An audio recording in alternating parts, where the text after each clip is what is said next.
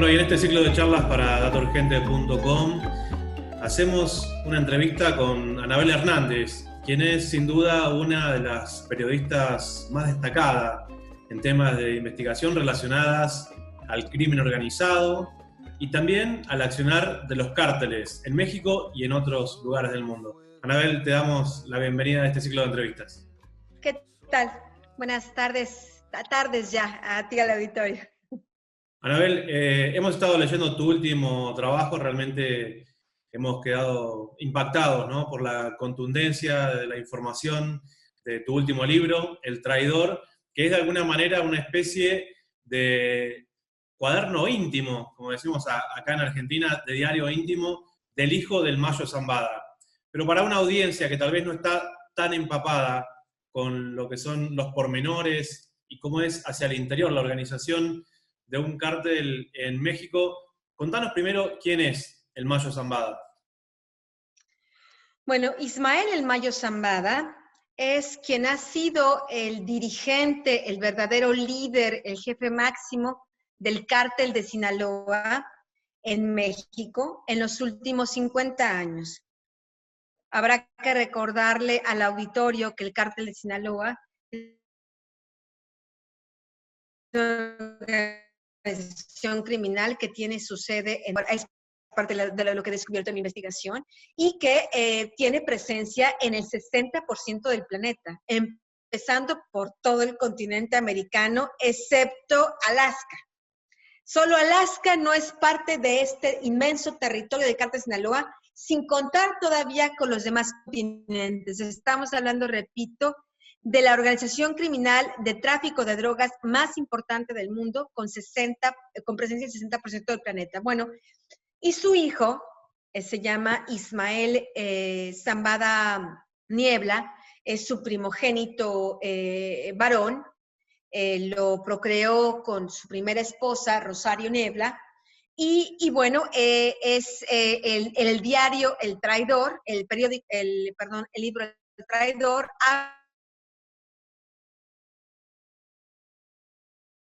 habla justamente del diario secreto desde los 16 años hasta, pues, estoy hablando más o menos desde principios de los años 90, hasta el año 2010, cuando por una serie de traiciones entre los carteles de la droga en México es detenido y después extraditado a Estados Unidos. El Vicentillo es entonces el hijo de quien conocemos como el Mayo Zambada, pero por lo menos en Argentina, cuando se habla del poder del cártel de Sinaloa, primero se piensa en el Chapo Guzmán, y se piensa también que con la detención del Chapo Guzmán, en este momento también detenido en los Estados Unidos, de alguna manera el cártel de Sinaloa se va debilitando y vemos como una especie de surgimiento del cártel Jalisco Nueva Generación. Bueno, esa es una premisa falsa. Y un malentendido, pienso, propiciado en una gran medida por la especie de propaganda prácticamente hecha por muchos medios de comunicación, donde han señalado la figura del Chapo Guzmán como la del hombre más brillante, como la del capo más importante, cuando no ha estado así. Yo desde mi libro de Los Señores del Narco, utilizando justamente la figura del Chapo Guzmán, me metí justamente a tratar de desentrañar todos estos mitos, todos estos mitos sobre el Chapo Guzmán, que es un hombre que apenas terminó de estudiar hasta tercero de primaria, que en 1993, cuando fue detenido por primera vez y cae en la cárcel, era cero, era nadie, era un pistolero ahí de mediano nivel en el cártel de Sinaloa, que es un hombre que realmente el poder que pudo acumular, que había un poder, no se puede decir que el Chapo no tenía un poder, tenía un poder,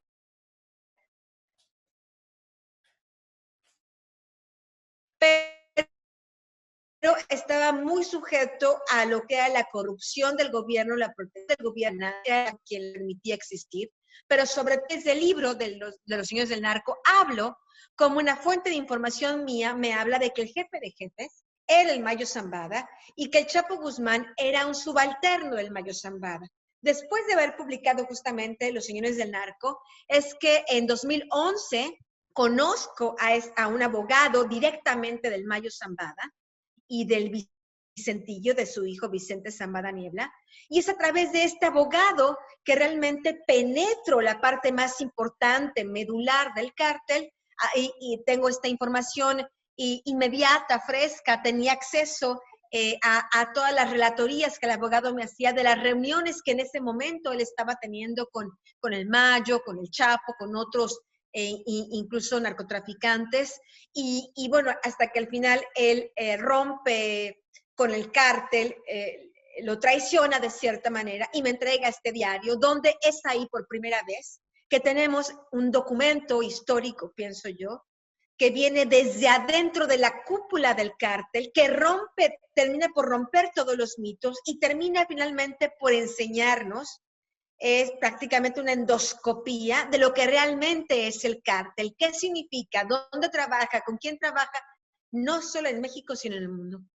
Anabel, dos cosas. Primero, entiendo que te estás refiriendo al doctor Gaggiola, quien de alguna manera fue el nexo para sacar esta información del Vicentillo, pero no me queda del todo claro si esta es una iniciativa del propio Vicentillo, hijo del Mayo Zambada, como una especie de despecho, podemos decir acá en Argentina, de bronca por ser él quien está detenido en una cárcel de los Estados Unidos, o por qué se entrega a este diario donde da tanta información.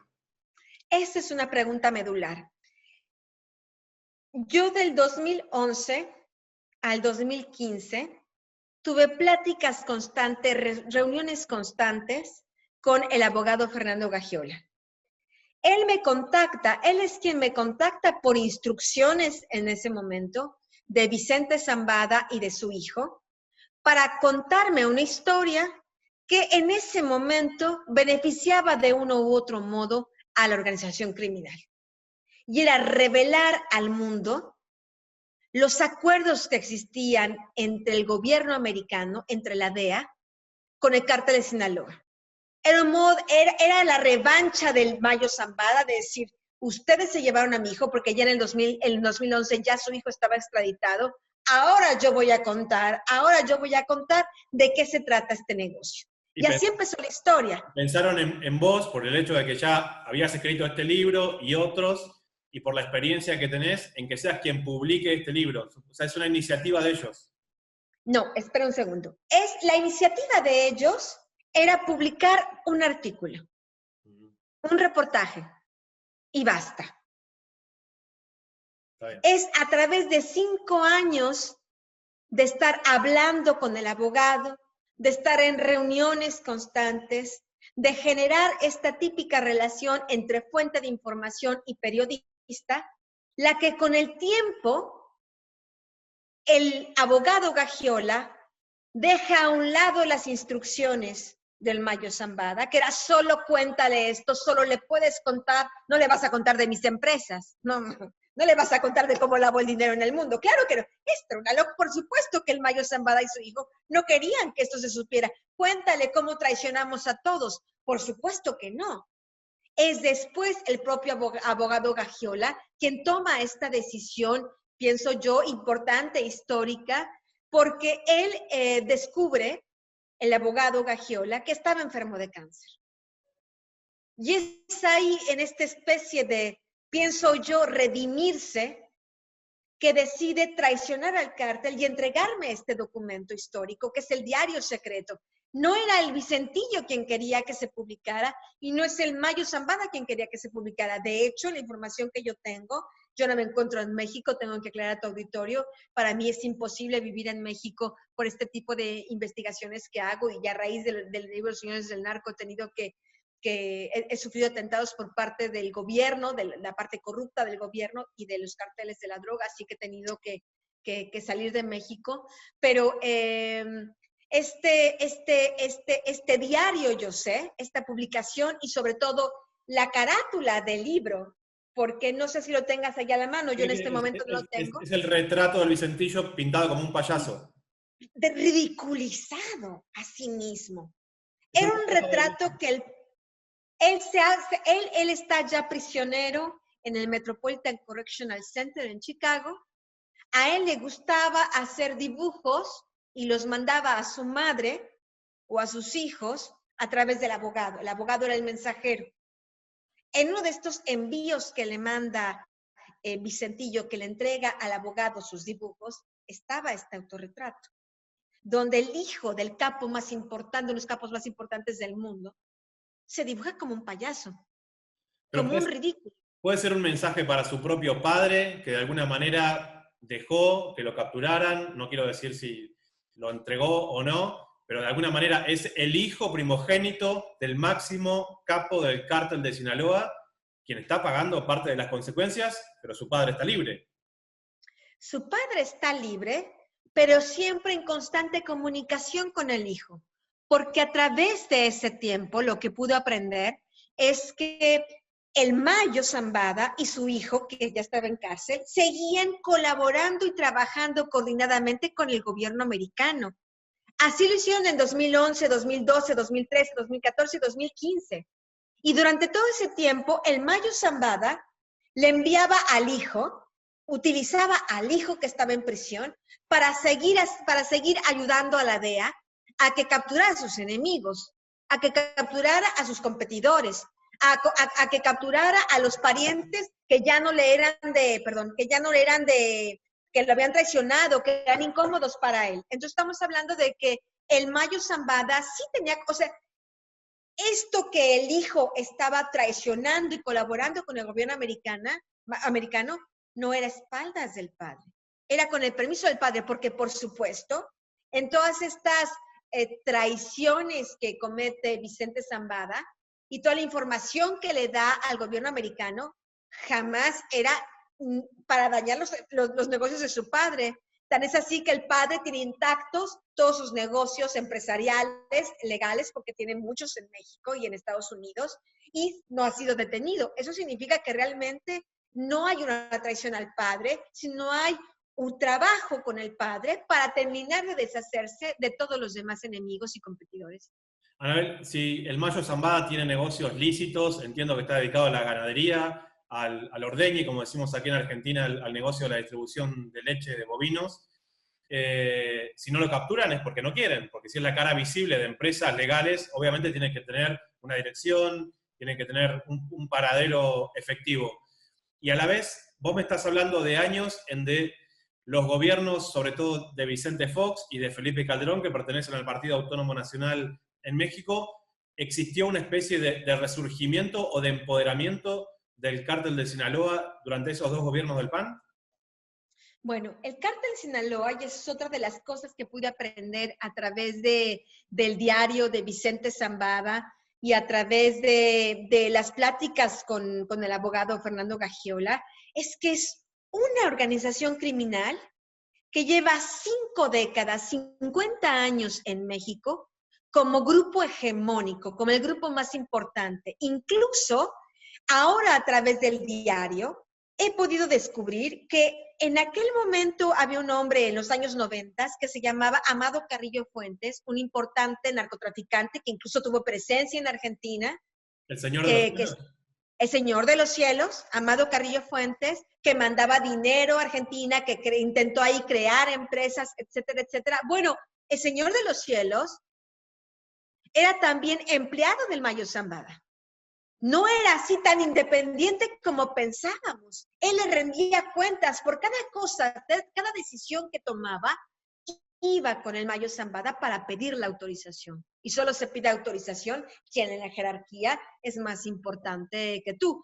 El Mayo no le pedía autorización a nadie. Él hacía lo que quería cuando quería. Entonces estamos hablando que es una organización que hoy es tan poderosa porque a lo largo de 5 décadas ha logrado el Mayo Zambada acomodarse a todos los presidentes en México, acomodarse a todos los cambios que el negocio de narcotráfico ha tenido en el mundo. Y no solo a sobrevivir, sino a expandirse. Porque si uno va a las raíces del Mayo, pues prácticamente es un pequeño negocio familiar de productores de marihuana y amapola ahí en Sinaloa. Su hermana se casa con un cubano que ya era un importante mafioso en Estados Unidos, y gracias a ese cubano es quien enseña el negocio de la droga a grande escala al Mayo Zambada y quien le introduce en este mundo. Después el cuñado cae en prisión porque es un exhibicionista, porque es poco prudente, y el Mayo realmente se apodera de todo ese imperio. O sea, es ese cuñado cubano quien en el ambiente de Las Vegas fanfarronea un poco todo el dinero que tenía, y ahí es entonces donde el Mayo se da cuenta que el mostrar el poder a través del dinero puede llegar a ser una mala estrategia. Es correcto, y es ahí donde él prefiere quedarse con bajo perfil, allí en Culiacán, en Los Ángeles, porque el Mayo Zambada realmente su imperio criminal lo crea en Los Ángeles, vivió en Los Ángeles, California, durante los inicios de su imperio criminal. Después se muda a Tijuana, del lado de México, pero realmente cuando nace lo que es el cártel de Sinaloa, es en el norte, es allá en Estados Unidos, que es una historia que nadie conocía. ¿Perdón? Sinaloa nace en Estados Unidos. Es correcto. Es correcto.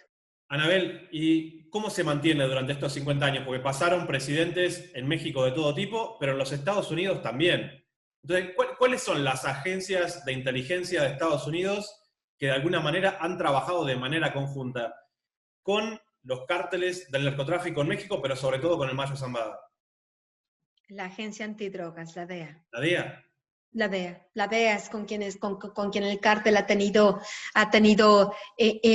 conexiones, al menos en la parte de Estados Unidos. Pero cuando uno ve objetivamente que el cártel tiene presencia en 60% del planeta, uno puede pensar que no solo tiene contacto con la DEA, que tiene contacto evidentemente con otro tipo de autoridades en el mundo que le permiten, que le facilitan, que le dan la llave mágica para abrir las puertas de las aduanas, de los mares, etcétera, etcétera, para poder estar traficando sus mercancías ilegales. Estamos hablando realmente de una organización criminal mucho más compleja de lo que habitualmente la gente está acostumbrada a ver. La gente ve las series de televisión de narcos y piensa, ok, esto es el cártel, he entendido todo. No, realmente lo que nos muestra en esta serie es una parte muy rudimentaria, muy primitiva, que una organización criminal de la complejidad que es el cártel de Sinaloa no es. En las series de Sabemos de las historias y de las andanzas del Chapo, ¿no? Y de sus mujeres y de las actrices, pero las entrañas de la organización criminal son mucho más complejas que eso. Anabel, justamente en la serie de Netflix se ve una secuencia donde el asesinato de Camarena, ¿no? Que era justamente un agente de la DEA, pero con ascendencia mexicana, en territorio mexicana, fue como una especie de venganza de rivalidades de grupos de crimen organizado en México. Pero vos de alguna manera exponés que la propia CIA, la Agencia Central de Inteligencia de los Estados Unidos, entrega a Camarena, que es un agente de la DEA. ¿Puede ser? Es correcto. Es correcto. Es un asunto que está documentado. Es un asunto que está documentado en el gobierno americano. Es un asunto, no son hipótesis, no son estas teorías de complot. Porque en aquel momento la CIA estaba ayudando a los carteles mexicanos, particularmente el cártel de Guadalajara, y a conectarse con el cártel de Pablo Escobar Gaviria, a facilitarles la entrada de todo, que México fuera el trampolín a través del cual pasara la cocaína de Colombia a Estados Unidos, les abrían los aeropuertos a cambio de que parte de esas ganancias del narcotráfico, del dinero sucio, fueran llevadas a la contra nicaragüense para estar dando armas, comida, medicinas, todos los utensilios que necesitaba esta organización política, esta especie de guerrilla, para combatir y derrocar al gobierno naciente socialista que estaba naciendo en Nicaragua. Sabemos que no es la primera vez que la CIA hace este tipo de operaciones, de que hace pactos con el diablo para seguir sus intereses macropolíticos. Bueno, eso fue lo que pasó en esa época.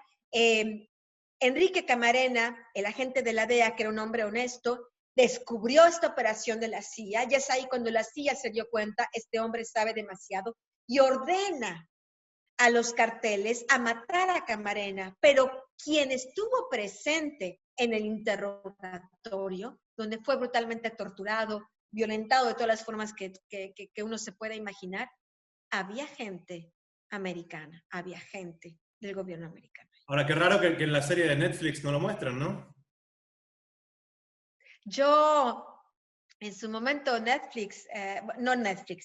este productor de la serie de Narcos, me contactó hace como, ya no me acuerdo, como 3 años, porque estaban justamente interesados en tener mi consultoría para esta parte de Narcos México, ¿no?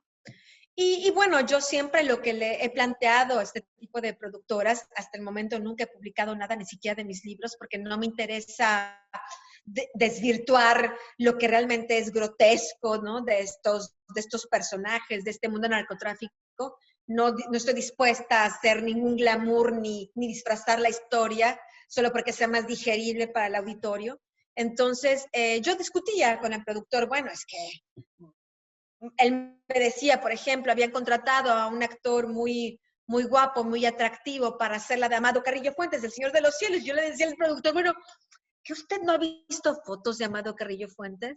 ¿Tú has visto fotos de Amado? No, de hecho murió en un quirófano gordo, con con una panza de cerveza, todo así, todo sucio, con la barba acá.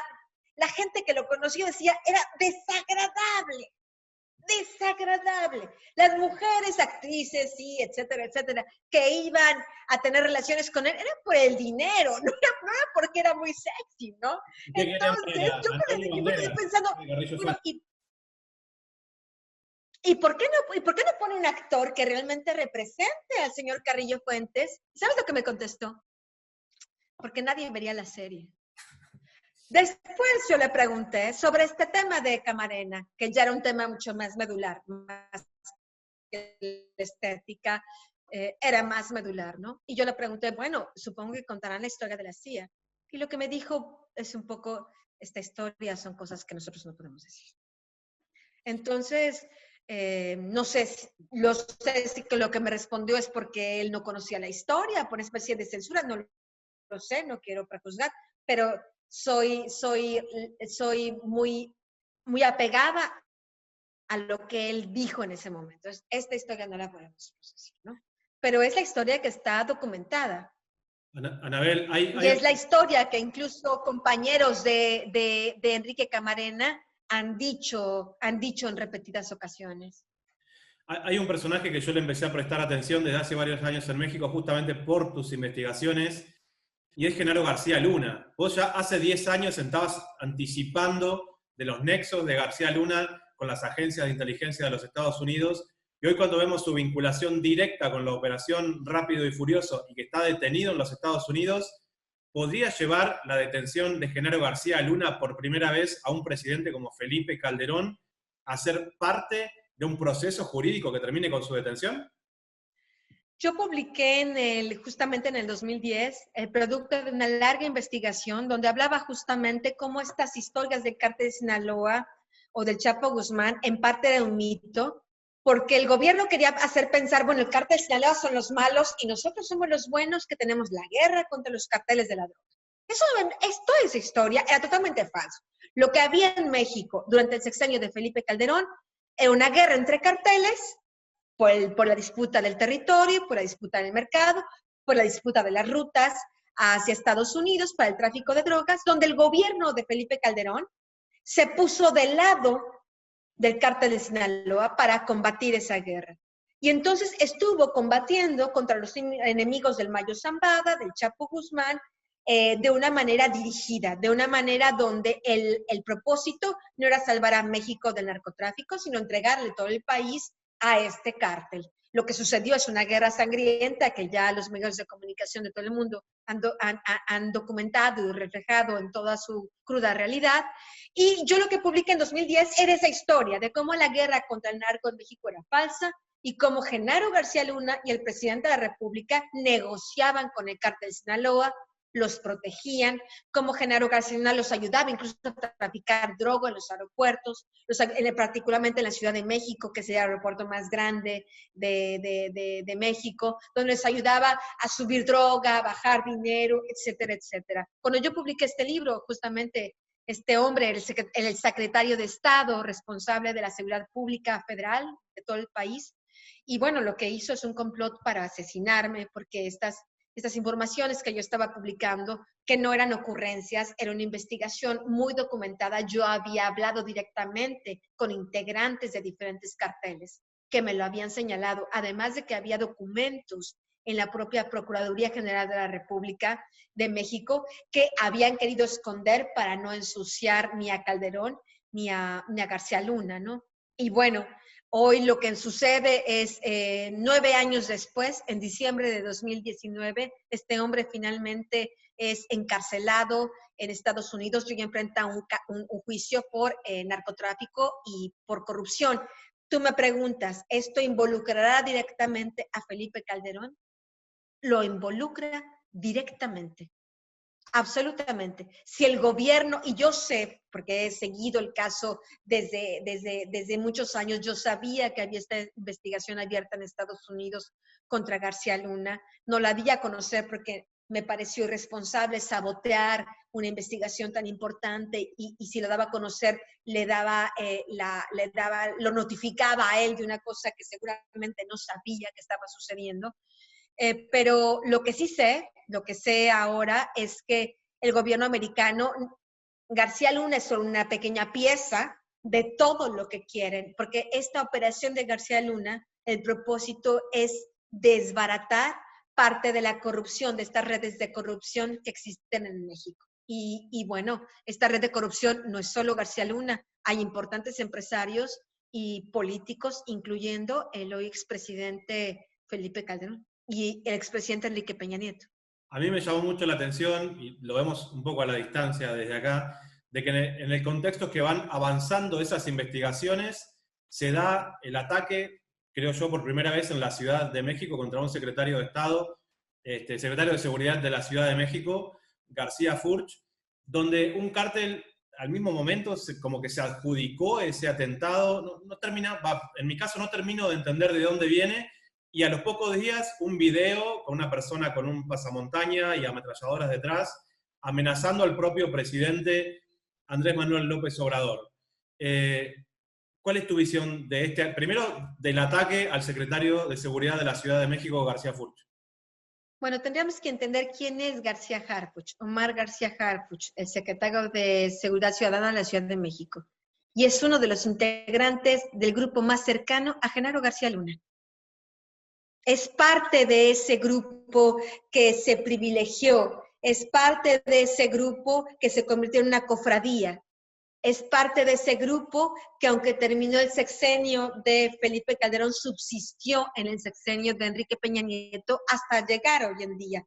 Es un hombre que era directamente, y tengo todos los documentos que respaldan lo que estoy diciendo, que era muy cercano a Genaro García Luna y a Luis Cárdenas Palomino, que es otro de los jefes policíacos que también está acusado en Estados Unidos por narcotráfico y corrupción, coligado al caso de Genaro García Luna en Nueva York. Bueno, este hombre, García Harfuch, entra a la Policía Federal por ellos y se queda pegado a ellos durante toda su trayectoria. Lo nombran coordinador de la Policía Federal en la Ciudad de México, cuando el cártel tenía parte de sus operaciones más importantes en la Ciudad de México, cuando de acuerdo al diario de Vicente Zambada Niebla, la Policía Federal los protegía, les daba escolta en la propia Ciudad de México. Bueno, este hombre, García Harfuch, era el encargado de esa policía cuando todo eso estaba sucediendo en la Ciudad de México.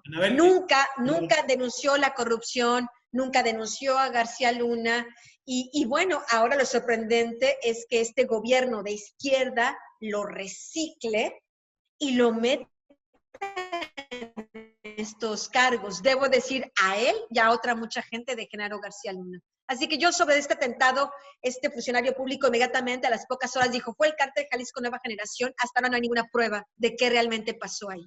¿García Harfuch tenía alguna vinculación con el estado de Guerrero en el momento que se dio la desaparición de los 43 estudiantes en Ayotzinapa?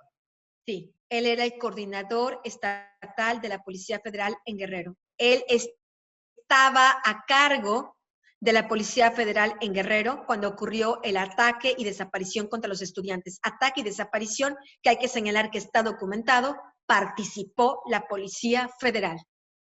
Al menos 15 elementos de la Policía Federal, cuyo jefe era Omar García Harfuch, participaron. El problema es que Omar García Harfuch realmente nunca ha sido debidamente investigado por esta situación. Y después, en el año 2016, cuando ya al gobierno de Enrique Peña Nieto le era insostenible mantener al director de la Agencia de Investigación Criminal, que es Tomás Herón, que es el funcionario público que creó la falsa verdad histórica, que manipuló pruebas, que torturó a supuestos culpables para fabricar testimonios y desviar totalmente la atención del Ejército, de la Policía Federal y de otros actores que habían participado esa noche. Bueno, quien los sustituye en la Agencia de Investigación Criminal para mantener la impunidad y la llamada verdad histórica, que es absolutamente falsa, fue justamente Omar García Harfuch. Porque Tomás Herón era también parte de ese plan. Sé que es una historia un poco compleja, pero estamos hablando en pocas palabras de una cofradía de policías corruptos que se han mantenido a lo largo de diferentes décadas en México en diferentes posiciones de poder. Anabel, pero también hay que recordar que García Harfuch es funcionario de la Ciudad de México, o sea, está a las órdenes de Claudia Sheinbaum y no del presidente López Obrador. ¿Hay una diferencia ahí o no? Absolutamente, absolutamente. Pero es del mismo partido político que el presidente de la República. Pero sí, efectivamente, ella es la gobernadora de la Ciudad de México y ella tiene en su responsabilidad totalmente, en un 100%, la nominación del señor García Harfuch en esa posición tan sensible. Estamos hablando de una de las ciudades más pobladas del planeta, donde operan diferentes organizaciones criminales y, bueno, donde ponen a una persona de este perfil como jefe de la seguridad pública de los citadinos. Anabel, para terminar y agradecerte muchísimo tu tiempo y la verdad que la cantidad de información que estás compartiendo con nosotros para que podamos entender desde Sudamérica un poco más de la realidad del crimen organizado en los Estados Unidos mexicanos y en los Estados Unidos de Norteamérica. Volviendo un poco al tema del Mayo Zambada, si está tan identificado y el Mayo Zambada tiene tanto poder y tenía más poder que el propio Chapo Guzmán, debe haber hecho tantos millones de dólares que ¿por qué no se retira y deja que otras personas ocupen ese lugar? Siendo una persona que tiene 70 años o más, el Mayo Zambada. Mira, es una pregunta muy compleja, mucho más compleja de lo que parece. Lo que yo he aprendido a lo largo de yo llevo más de 15 años investigando el cártel de Sinaloa. Lo que yo he aprendido es que, a diferencia del Chapo Guzmán, porque el Chapo Guzmán está en la cárcel y el cártel de Sinaloa sigue traficando droga y el cártel de Sinaloa sigue intacto y el cártel de Sinaloa sigue llevando su mercancía criminal a todas las partes del mundo. Bueno, porque el Chapo Guzmán no era una esencia en el cártel. A diferencia del Mayo Zambada, estamos hablando de un líder que ha estado 50 años ahí y es un factor de equilibrio. Es un factor de equilibrio. ¿Equilibrio? En la calidad de la droga. Es un factor de equilibrio en el precio de la droga y es un factor importante de equilibrio en el sentido de si quienes estén interesados en mantener este negocio criminal lo necesitan. Porque es un factor que da estabilidad a la calidad, que da estabilidad al precio y que da estabilidad a que la droga llega a su destino. El tema no es por qué el Mayo Zambada sigue ahí. La pregunta es, ¿puede realmente irse? ¿Quiénes lo mantienen ahí? Decime vos, no sé. En una de las partes del diario de Vicente Zambada, él transcribía unos diálogos de su padre. Y él decía que un día su padre llevaba varios meses sin traficar, porque su padre, de acuerdo al abogado Fernando Cagiola, el Mayo Zambada tiene ya tal imperio de empresas, tienen escuelas, tiene una serie de negocios muy diversos, que le podría permitir vivir tranquilamente como millonario, me refiero, tener ingresos similares a los del narco, ya sin ningún problema por generaciones. ¿Por qué lo sigue haciendo? Porque sigue siendo este factor de equilibrio, de manutención del negocio, de subsistencia del negocio. Lo que decía en este diálogo entre el Mayo y su hijo tenía ya varios meses que no traficaba droga, y estaba hablando con un compadre, le estaba diciendo, pues tenemos que armar aquí un cargamento, tenemos que hacer algo, porque estos del gobierno vienen aquí por su dinero. Dizque me persiguen, pero bien que vienen aquí a pedir su parte. De acuerdo a este discurso, que podemos creerlo o no, pero es una pequeña línea que tendríamos que reflexionar, es que según este discurso, el Mayo a su vez es prisionero de este narcotráfico porque como tiene que pagar tantos millonarios sobornos en México y otras partes del mundo para que no lo detengan, no lo va a sacar de sus negocios legales. Este dinero, porque si no, eso sí lo lleva a la bancarrota. Lo sigue sacando de este ciclo constante de tráfico de drogas. Así que parece que el propio capo, de acuerdo a esta versión del hijo, que repito, es una cosa que tendríamos que estudiar y analizar de una manera más profunda, con más tiempo, ¿será verdad que el capo de capos es a su vez esclavo de un sistema económico, político, que no lo permite salir? Ahí tenemos diferentes factores, donde el factor del gobierno de Estados Unidos es un factor importante en todos estos temas de narcotráfico a nivel mundial. Anabel Hernández, te agradezco muchísimo, la verdad que nos has compartido un montón de información que desconocíamos y siempre es un placer entrevistarte y hablar con vos. Al contrario, gracias a ustedes y gracias a la auditorio. Que estés muy bien, un saludo. Hasta luego, gracias.